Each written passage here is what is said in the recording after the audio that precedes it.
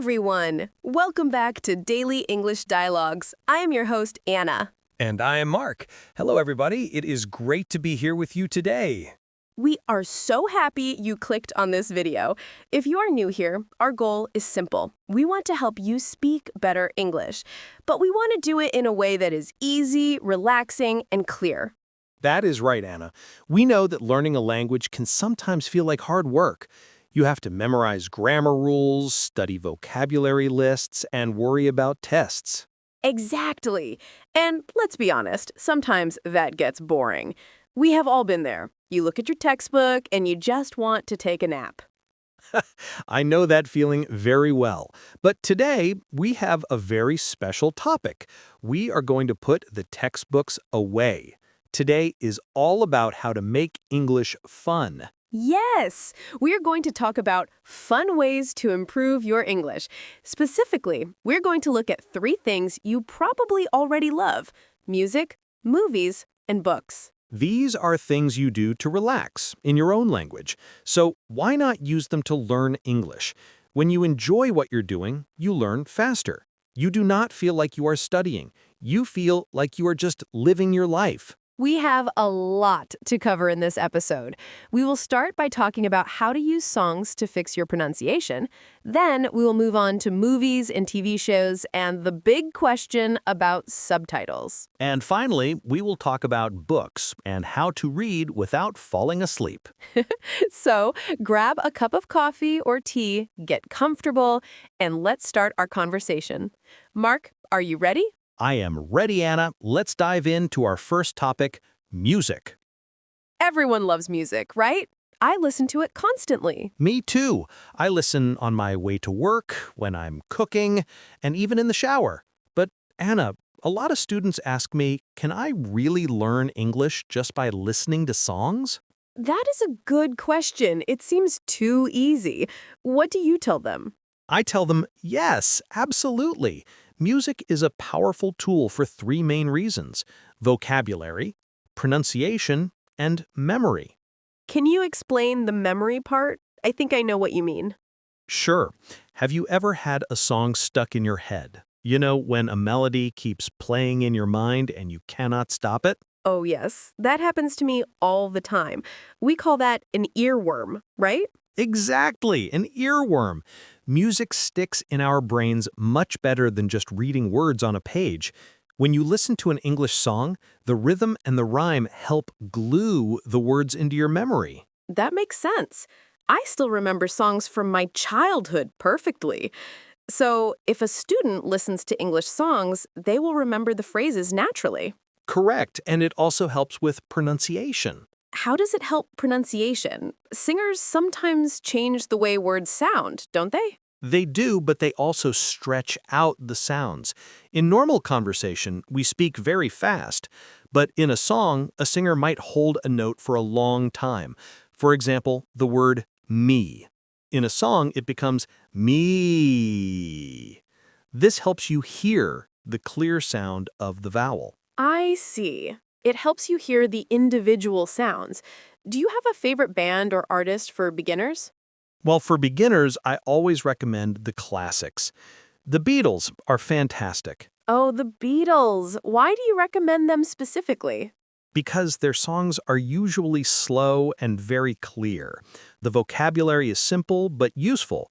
Think about the song Hello, Goodbye. You say yes, I say no. You say stop, and I say go. Exactly. It's catchy, but it's actually teaching you opposites. It's a grammar lesson disguised as a pop song. That is a great example. What about modern music? What if our listeners want something from this decade? For modern English, I think Ed Sheeran or Taylor Swift are good choices. Why them? Because they tell stories. Their songs usually have a beginning, a middle, and an end. However, sometimes they sing a bit fast. That is true. Pop music can be speedy. So, Mark, here's the important question. How should we study with music? Do we just press play and ignore it? No, passive listening is not enough. You need to be active. Here's my tip. Always look up the lyrics. lyrics means the words of the song, right? Lyrics. Yes, you can search on Google. Just type the song name and lyrics. Read the words while you listen. It's like reading a story while someone sings it to you. That is excellent advice. When you see the word and hear the sound at the same time, your brain connects them. Exactly, and once you know the lyrics, sing along. Sing? Even if I have a bad voice?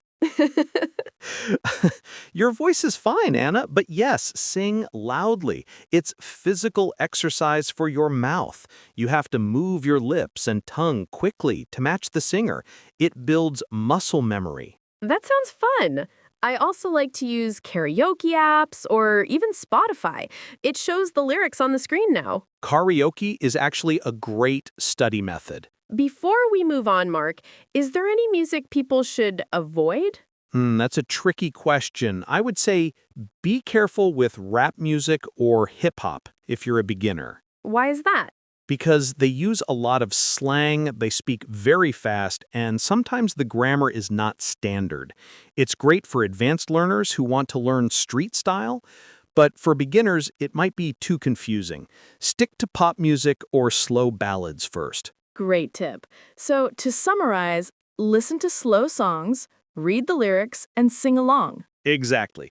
Now, music is great for your ears, but what about your eyes? That leads us perfectly to our next topic. We are going to talk about something that gives you visuals and context, movies and TV shows. Oh, this is a big topic. There's always a big debate about subtitles. Should you use them? Should you turn them off? We will answer that question right now. Let's move on to the next part. So let's talk about movies and TV shows. This is probably the most fun way to learn, but it can also be the most frustrating if you do it wrong. I agree. I remember when I first started watching movies in English, it was scary. The actors spoke so fast, and they used slang I didn't know. I felt like I wanted to quit after 5 minutes. That is a very common feeling, but movies have a huge advantage over music or podcasts. They have visuals. Right, you can see the picture. Exactly. If a character says, "I am furious," and his face is red and he is screaming, you don't need a dictionary. You know furious means very angry. The picture gives you the context. Context is everything. It helps you guess the meaning of new words. But Mark, let's answer the big question we mentioned earlier. Subtitles. Ah, yes, the great subtitle debate. When I was a beginner, I always used subtitles in my own language. I felt safer. Was that a mistake? Well, it feels safe, but yes, it is usually a mistake. Oh no, why? Because the human brain is a little bit lazy. If you have English audio, but you see subtitles in your native language, your brain will stop listening. You will just read. You are basically reading a book in your language with some background noise. That makes sense. So what is the rule? Should we turn subtitles off completely? No, that is too hard for beginners. The best method is English audio with English subtitles. The double English method. Exactly. You hear the English word and you see the English word at the same time. This connects the sound to the spelling. It is very powerful. Okay, so English subtitles are the way to go. But what should we watch?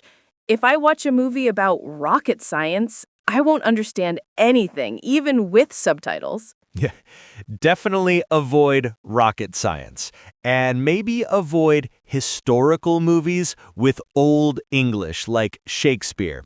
You want everyday English. So what do you recommend? I have 2 top recommendations. First, sitcoms.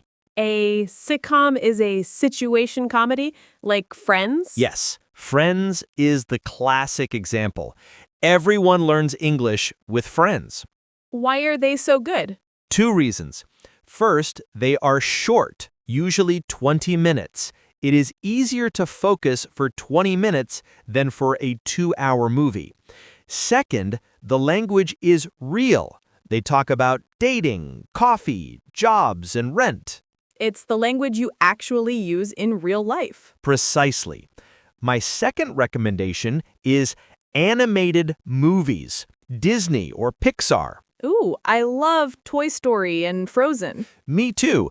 These movies are made for children, so the language is simple and the actors speak very clearly. They do not mumble. And usually the stories are famous. We already know what happens in Cinderella or The Lion King. That is a great strategy, Anna.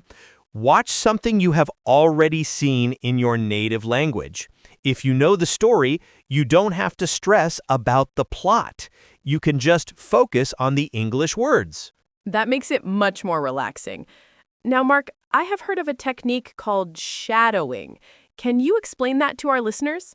Yes, shadowing is for people who want to improve their accent. It works like this.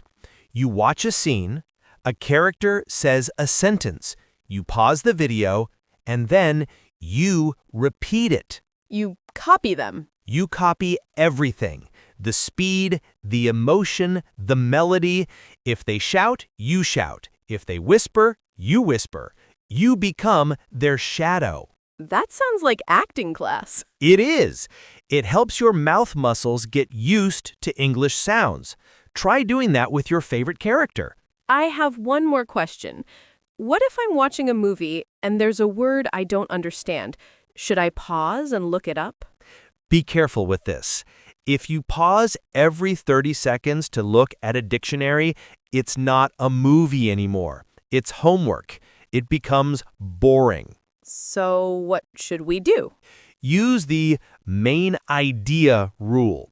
If you understand the main idea of the scene, just keep watching. Ignore the difficult word. Just let it go. Just let it go. Unless the word appears 5 or 6 times, it's probably not important enough to stop the movie. Enjoy the story first. Learning happens naturally when you're having fun. That is great advice. Don't stress, just watch. Exactly. So, we have covered music and movies. These are great for listening and speaking. But there is one more pillar of learning. It is the best way to expand your vocabulary and see grammar in action. That's right. We're going to talk about books, but don't worry, we're not talking about boring textbooks. We're talking about stories. Reading in English can be intimidating, but we have some tips to make it easy. Let's move to our final topic. We have talked about music and movies. Now, let's talk about a classic way to improve your English: books. Reading is the foundation of a good vocabulary. When you read, you see how grammar actually works, not just in a rule book, but in real, beautiful sentences. But Mark, I have to be honest. When I see a big English novel, maybe 400 or 500 pages long, it feels very intimidating. It feels like a mountain I have to climb. Intimidating is the perfect word. Many students make the mistake of choosing books that are too hard. They try to read Harry Potter or Game of Thrones right away. Those books are challenging even for native speakers sometimes. So where should a beginner start their reading journey? My #1 recommendation for beginners is graded readers. What exactly is a graded reader? A graded reader is a book that is specially written for language learners. They take famous stories like Sherlock Holmes, Dracula, or even popular modern novels, and they rewrite them using a limited, simple vocabulary. Oh, that is wonderful. So they use easier words and shorter sentences. Exactly. They are leveled. Level 1 might only use 300 unique words. Level 2 uses 600 words, and so on. You can choose the level that exactly matches your English ability. That must make reading much more enjoyable. You don't have to stop every 10 seconds to check the dictionary. It is essential to enjoy reading. If you stop constantly, you lose the story and then you lose the fun. Graded readers help you focus on the story and build confidence. You feel successful because you finished a book in English. I like that feeling of success. What about books that are not graded readers? Real, published books? If you want a real book, I recommend starting with children's books. Not picture books, but chapter books for older kids. Like Charlotte's Web or The Little Prince? Yes, The Little Prince is beautiful. The language is simple, but the message is very deep. Another excellent one is Diary of a Wimpy Kid. It is funny, and the language is very conversational. It's written like a diary, so the style is easy to follow. Another great option, like we discussed with movies, is comic books or graphic novels. They are amazing. Why do you think so? Just like movies, they have pictures. If I see a picture of a character wearing a strange hat and the text says, "Look at my new fez," I can guess that a fez is a hat, even if I don't know the word. That visual support is critical. Plus, the text in comic books is usually very short and uses a lot of everyday dialogue and action words. It is fast, useful English. I have a really strong tip for our listeners now, Mark. This is my secret weapon for reading. Read out loud. Oh, interesting. Why out loud? Because when you read silently in your head, sometimes your eyes skip over words or you pronounce them incorrectly in your mind. But when you read out loud, you are forcing your mouth to produce the sounds. So it turns reading practice into speaking practice. Exactly. You are connecting the visual word on the page to the physical act of speaking. It builds fluency faster. It counts as double practice. That is brilliant. It takes longer, but the quality of the practice is much higher. I have a second secret weapon now. Listen and read simultaneously. You mean using an audiobook while reading the physical book? Yes, this is incredibly helpful because English spelling is, well, crazy. It really is crazy. We have so many silent letters. Right. If you see the word doubt, D-O-U-B-T, you might want to say the B. But if you're listening to the audiobook, you hear doubt. You instantly learn the correct pronunciation. So if you can find the audio version of your book, and many libraries or services like Audible offer them, listen with your headphones and follow along with your finger on the page. It makes the connection between sound and spelling very strong. It is the ultimate tool for overcoming the difficulty of English spelling. Okay, we have covered 3 fantastic, fun ways to learn. We have given our listeners a lot of ideas. Now, let's wrap everything up and give them a plan. So let's quickly summarize the main points for our friends. We talked about 3 pillars of fun learning. Arm pillar 1, music. It's great for memory and pronunciation. Our top tips are listen to slow, clear pop music or ballads like the Beatles. Always find the lyrics and read them while you listen. Sing along to improve your fluency and rhythm. Mar pillar 2, movies and TV shows. The key here is using the pictures for context. Our top tips: use English audio and English subtitles. Avoid native language subtitles. Start with short sitcoms like Friends or simple animated movies. Try shadowing the characters to improve your accent and intonation. Don't stop to look up every word. Use the main idea rule. Arm pillar 3, books. This builds your rich vocabulary. Our top tips are start with graded readers or children's books to build confidence. Read out loud to practice speaking and pronunciation. If possible, read and listen simultaneously using an audiobook. Mark all these methods have one thing in common. They require consistency. That is the most important word. You do not need to study for 5 hours on Saturday. It is much better to study for 20 minutes every day. Let's give them a simple daily routine. Morning commute, 10 minutes. Listen to one English song and sing the chorus. Lunch break, 15 minutes. Read 5 pages of a graded reader. Evening relaxation, 20 minutes. Watch one episode of a sitcom with English subtitles. That is less than 1 hour a day, and you have practiced listening, reading, speaking, and vocabulary, all while having fun. You don't need a textbook at all. Remember this. Be patient with yourself. You will not become fluent overnight. Learning a language is like running a marathon, not a sprint. Don't compare your English to a native speaker. Compare your English today to your English last month. If you're improving even a little bit, you're succeeding. If you're stressed, take a break. Listen to a happy song. If you're bored, change the book. The goal is to make English a pleasant part of your life. We are here to help you on this journey every step of the way. We will be back with more dialogues, more tips, and more topics. Mark, if you found this video helpful, please give us a thumbs up. That helps more students find us. And don't forget to subscribe to Daily English Dialogues and hit the bell icon so you never miss an episode. Thank you so much for spending this time with us today. Keep practicing, keep listening, and keep having fun. See you next time. Bye. Goodbye, everyone.